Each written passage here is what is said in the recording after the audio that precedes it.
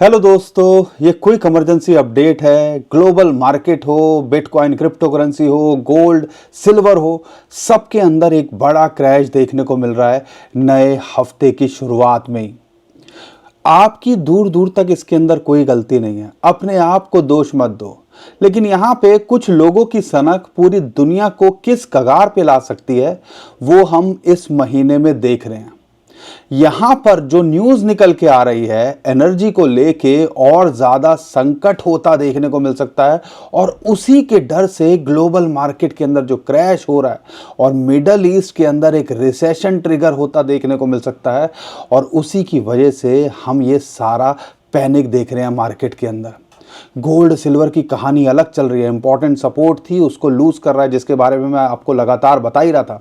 यहाँ तक कि बिटकॉइन भी एक टेक्निकल सपोर्ट पे यहाँ जो है टिका हुआ था, उसको लूज करता देखने को मिल रहा है। लेकिन दूसरे एसेट से कंपेयर करते हैं, बिटकॉइन फिर भी थोड़ा सेटिस्फेक्शन दे रहा है। लेकिन क्या यहाँ टिक पाएगा, और अगर नहीं टिक पाएगा तो कहाँ तक आ सकता है? ओवरऑल ऑल्ट कॉइन्स का, क्रिप्टो करेंसी मार्केट का क्या होगा, सब इस वीडियो में मैं आपको बताने और समझाने की कोशिश करूँगा। हालात अच्छे नहीं हैं, लेकिन वही है कि जब ऐसे हालात होते हैं तो हमें क्या करना चाहिए, ये एक बड़ा सवाल होता है। और ये सबसे बड़ी कन्फ्यूज़न होती है। कोशिश करूंगा आपको बताने और समझाने की। और यहाँ पे बिटकॉइन, गोल्ड, सिल्वर, कुछ कॉइन्स के बारे में बात करेंगे, या ग्लोबल सिनारियो क्या चल रहा है और आपको कैसे तैयारी रखनी चाहिए, सब बताने की कोशिश करूँगा। चैनल पर पहली बार आए तो चैनल को सब्सक्राइब कर लीजिए। वीडियो को लाइक और शेयर किए बिना मत जाइएगा। सबसे पहले आपको यहाँ पे पता होना चाहिए, जो ग्लोबल सिचुएशन इस टाइम पे बनी हुई है, वो कुछ लोगों की जिद या सनक की वजह से सारी दुनिया परेशान हो रही है। डोनाल्ड ट्रंप ने यहाँ पर वीकेंड पर स्टेटमेंट दी कि भैया 48 घंटे ईरान को दे रहा हूँ।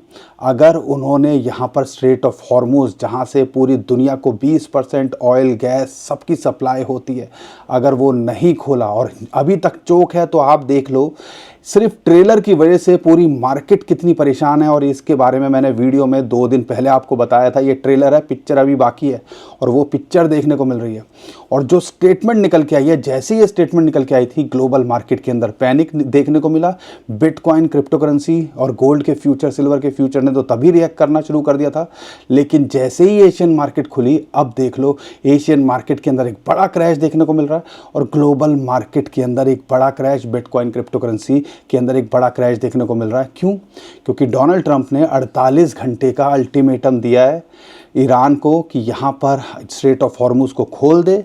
अगर नहीं खोलेगा तो यहाँ पर हम जो है उसके जो पावर प्लांट हैं, और सबसे पहले जो मेजर पावर प्लांट है, उस पर हमला करेंगे। पावर प्लांट पे हमला करने का मतलब यहाँ पर अंधेरे में आधी जो है ईरान के ऊपर जो है एनर्जी का खतरा आ जाएगा। बिजली तक नहीं मिलेगी, पानी के लिए किल्लत होने लगेगी। और अगर ऐसा होगा, ईरान भी यहाँ पर उस जैसे ही ये निकल के आया, कुछ टाइम के अंदर ईरान ने भी जवाब दिया, और बाकायदा नक्शों के साथ में, कि अगर आपने ऐसा किया तो हम सिर्फ पावर प्लांट जो मिडल ईस्ट में है, या यूएसए के एसेट हैं, इजराइल के एसेट्स हैं, उन पे हमला नहीं करेंगे। हम डिसैलिनेशन प्लांट, जिससे मिडल ईस्ट में पानी तो होता नहीं है, खारे पानी को ही, पीने का पानी नहीं होता, पानी तो बहुत है, तो खारे पानी को वो प्रोसेस करके पीने लायक बनाते हैं, उसको डिसैलिनेशन प्लांट्स कहते हैं। उसके ऊपर हमला करेंगे, ऑयल गैस फील्ड पे हमला करेंगे, पावर प्लांट पे हमला करेंगे।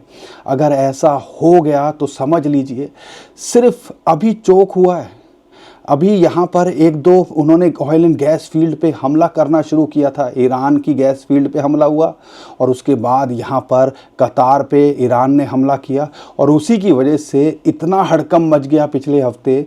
अगर ये सब कुछ हो गया तो सोच लीजिए कितना बड़ा क्रैश और सारी दुनिया कितने बड़े संकट में आते देखने को मिल सकती है।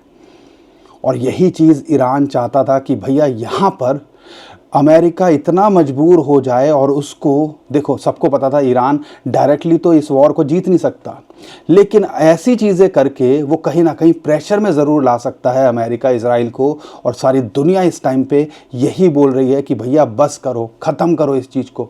और वो यही चाहता था कि ऐसा होगा, इससे सारा का सारा प्रेशर अमेरिका, डोनाल्ड ट्रंप पे देखने को मिलेगा। और रिपोर्ट्स में भी निकल के आ रहा है।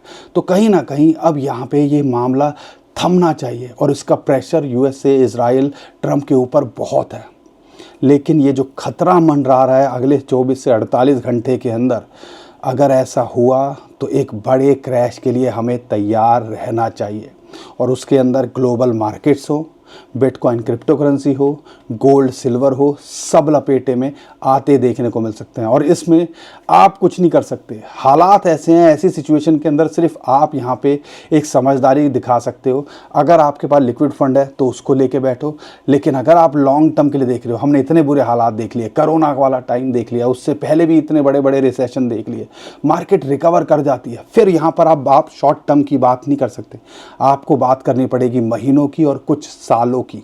और इस चीज़ के लिए कहीं ना कहीं हमें अब तैयारी करनी चाहिए। दो चीज़ें, या तो ये मामला ख़त्म हो जाए तो मार्केट एक रिकवर कर जाएगी, अगर ये मामला और बढ़ता है और जो लग रहा है जिस हिसाब से हालात बन रहे हैं, कोई झुकने को तैयार नहीं है और ग्लोबल क्रैश और होता है, तो यहाँ पे सारी दुनिया एक मंदी की कगार पर है। और मिडल ईस्ट के अंदर ये जो सारा कांड हो गया तो समझ लीजिए वो तो रिसेशन में जाएगा ही। कतार एनर्जी के सीईओ का तो ये भी कहना है, अभी जो वहाँ पे हिट हुआ है 20% सप्लाई 5% 5 साल के लिए इम्पैक्ट हो गई है। तो सोच लो क्या होता देखने को मिल सकता है। और क्रूड ऑयल का प्राइस प्रीमियम पे चल रहा है, $130 पर बैरल के आसपास चल रहा है। अभी ऑनलाइन देख रहे हैं तो 107, 8, 10 के आसपास चल रहा है। तो समझ लीजिए हालत अभी अच्छी नहीं है। तो यहाँ पर इसके लपेटे में बिटकॉइन और क्रिप्टो करेंसी भी आते देखने को मिल रही है, यूएसए की मार्केट भी आते देखने को मिल रही है। और यहाँ पर फेड के चेयरपर्सन ने जो अनाउंसमेंट किया कि भैया इंटरेस्ट रेट कट नहीं करेंगे, और वो एक जो उन्होंने स्पीच दी उसके अंदर बोला ईरान का इम्पैक्ट पड़ रहा है और यहाँ पे इन्फ्लेशन और बढ़ता देखने को मिल सकता है, और उसका इम्पैक्ट यूएसए की मार्केट पे देखने को मिल रहा है, और डायरेक्ट उसका इम्पैक्ट गोल्ड और सिल्वर, बिटकॉइन क्रिप्टो करेंसी पे देखने को मिल रहा है। अब यहाँ पर बिटकॉइन और क्रिप्टो करेंसी को लेके करें तो करें क्या?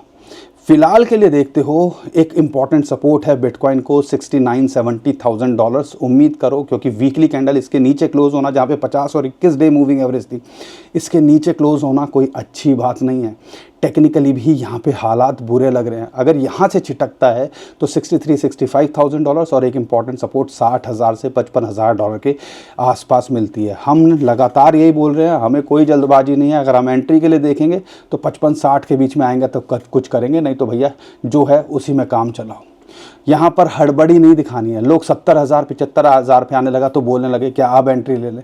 मौके मिलेंगे, या तो ये हालात को सेटल होने दो, सब कुछ न्यूट्रलाइज होने दो, तब ताकि 10-20% एक्स्ट्रा में भी मिल जाए तो कोई टेंशन तो नहीं होगी कि हाँ यार इस चक्कर की वजह से मार्केट में आगे पैनिक ट्रिगर होता देखने को मिल सकता है। अब ये देखना, और बुरे हालात में $50,000 के नीचे, तो ये चीज़ें हैं। अगर यहाँ ये मेंटेन कर पाता है, क्योंकि आप देखो इस बार बिटकॉइन दूसरी मार्केट से बेटर कर रहा है। यहाँ पर ग्लोबल मार्केट गिरते देखने को मिल रहा है, फिर भी बिटकॉइन $70,000 के आसपास चल रहा है। क्यों? क्योंकि गोल्ड और सिल्वर से बेटर ऑल्टरनेटिव यहाँ पर जहाँ पे क्राइसिस हैं ईरान के अंदर, मिडल ईस्ट के अंदर, उनके अंदर बिटकॉइन के वॉल्यूम के अंदर एक अच्छा खासा सर्ज, एक अच्छे खासा जो है उछाल देखने को मिल रहा है। तो ये कहीं ना कहीं एक कॉन्फिडेंस दे रहा है। लेकिन आपको पता ही है यूएसए की मार्केट के अंदर बिटकॉइन के ईटीएफ की सेलिंग की वजह से यहाँ पर बिटकॉइन पे एक प्रेशर है, और अगर यूएसए की मार्केट और गिरेगी तो यूएसए की जो कंपनीज़ हैं और यहाँ पर बिटकॉइन और क्रिप्टो करेंसी को सेल करते देखने को मिल सकती हैं। और ये भी हमें उस चीज़ के लिए वही मैं कह रहा हूँ कि लोअर लेवल अगर आए तो वहाँ कुछ करने की कोशिश करना। शॉर्ट टर्म में अभी ज़्यादा कुछ करने की कोशिश मत करो। साथ के साथ अगर मैं गोल्ड और सिल्वर की बात करता हूँ, उसके अंदर वॉल स्ट्रीट लगातार सेलिंग कर रहा है। यहाँ तक कि जेन स्ट्रीट, जिसको इंडियन स्टॉक मार्केट ने बैन तक किया हुआ है, वो भी सुनने में आया सिल्वर को लगातार सेल कर रहा है। ये सारी न्यूज़ चल रही है। और ये क्यों होता है आपको समझिएगा। अब यहाँ पर लड़ाई को लड़ने के लिए भैया पैसे चाहिए। अब पैसे चाहिए तो भैया फेड दोबारा से और जो है डॉलर छापेगा तो कहीं ना कहीं ऐसे हालात में कोई सस्ते इंटरेस्ट या लोअर इंटरेस्ट रेट पे तो लेगा नहीं। अब वो इंटरेस्ट रेट को बढ़ाएगा तो ट्रेजरी बॉन्ड्स जो ये डॉलर को छापने के लिए चाहिए, तो वो उसका इंटरेस्ट ज़्यादा बेटर लगेगा किससे? गोल्ड और सिल्वर से।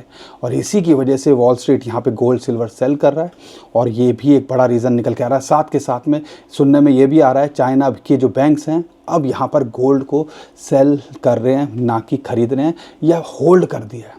तो ये इसकी वजह से गोल्ड और सिल्वर पे प्रेशर है, बिटकॉइन पे क्या प्रेशर है, सारा कुछ देखने को मिल रहा है। लेकिन जो हालात बने हुए हैं शॉर्ट टर्म में, कुछ करने से बेटर है कि शांति से बैठो, या तो एक ऐसे लेवल पे आ जाए, हमारी रेंज में आ जाए तो हम कुछ करें, नहीं तो इस टाइम पे अगर लॉन्ग टर्म के लिए देख रहे हो तो ये वक्त भी गुजर जाएगा, हम तो ऐसा मानते हैं। बाकी जो भी और कुछ अपडेट इन्फॉर्मेशन आपको चाहिए हमें कमेंट में ज़रूर पूछिएगा, हम कोशिश करेंगे आने वाले टाइम के अंदर उसके बारे में भी वीडियो बनाने की।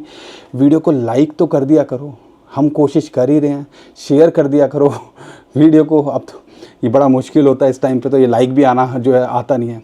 लेकिन अगर ऑल्ट कॉइन्स की बात करते हैं यार, देखो ऑल्ट कॉइन्स के अंदर मैं शुरू से बोल रहा हूँ, खासकर 2026 से यही बोल रहा हूँ, बड़े कॉइन्स पे फोकस करो। बिटकॉइन के साथ में इथेरियम अगर आपको है और सही से पोर्टफोलियो को मैनेज करके चल रहे हो और रिस्क उतना ले रहे हो जितना झेल सको, पोर्टफोलियो का एक्सपोजर क्रिप्टो में 5-10% ज़्यादा एक्सपोजर नहीं होना चाहिए, तो कहीं ना कहीं यहाँ पर गुंजाइश है।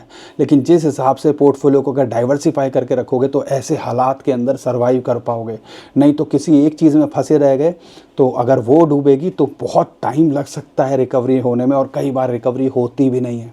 इसीलिए 5% 50% अगर बिटकॉइन के अंदर है, टोटल जो पोर्टफोलियो है उसका 5 से 10% एक्सपोजर क्रिप्टो में हो, और उसके अंदर भी 50% बिटकॉइन, 25% इथेरियम, बाकी 25% ऑल्ट कॉइन्स में हो, तो ये बेटर एक अच्छी रेशियो मानी जाती है।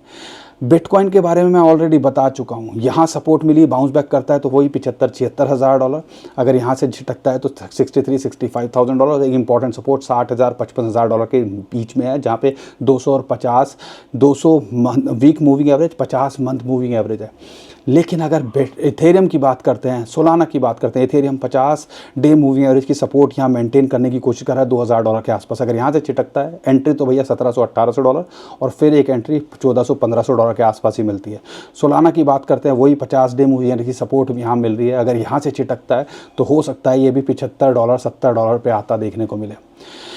हालात जैसे हैं, क्या आप खुद समझदारी दिखाइए, क्या हमें यहाँ कुछ करना चाहिए। कई थ्योरीज ये भी कहती हैं कि जब हर कोई डरा हो तो हमें एंट्री करनी चाहिए, लेकिन इस खौफ के अंदर एंट्री करना कोई ज़्यादा समझदारी नहीं है। कर सकते हो, लेकिन उसी चीज़ के लिए तैयार रहो, अगर 25-30% और गिर जाए तो आपकी सेहत पे असर ना पड़े। तो ये एक स्ट्रेटजी हो सकती है। या डॉलर कॉस्ट एवरेजिंग पे आप जा सकते हो कि यार मेरे को लेना ही है, 100 रुपये हैं, 25 रुपये में अभी फिर डिप आएगा, 25 रुपये अभी फिर डिप आएगा 25। तो ये स्ट्रेटजीज़ हैं, ये बेसिक चीज़ें हैं, इन चीज़ों को अडॉप्ट किया जा सकता है। बाकी जो भी अपडेट आएगी हम तो करने की कोशिश कर रहे हैं, परेशान मत होइए। इस हालात में आपकी कोई गलती नहीं है, सब लपेटे में आ रहे हैं। कोई ऐसा एसेट नहीं है जो इस टाइम पे गिरा नहीं हुआ, सिर्फ एक क्रूड ही है जिसकी इस टाइम पे लग रहा है कि भैया पूछ ज़्यादा है, और क्रूड के अंदर हम ज़्यादा कुछ खास कर नहीं सकते। तो शांति से बैठो, घबराओ मत, ये वक्त भी गुजर जाएगा। जो भी अपडेट आती रहेगी करने की कोशिश करूंगा। उम्मीद करता हूँ आपको हमारा कंटेंट अच्छा लगा होगा। वीडियो पसंद आई है तो वीडियो को लाइक, चैनल को सब्सक्राइब कीजिए, ट्विटर टेलीग्राम को हमारे फॉलो कर लीजिए, नीचे डिस्क्रिप्शन में उसका भी लिंक दे दिया है। अभी के लिए विदा लेता हूँ, खुश रहिए, मुस्कुराते रहिए, कमाते रहिए। आपका दोस्त पंकज, थैंक यू, नमस्कार, धन्यवाद।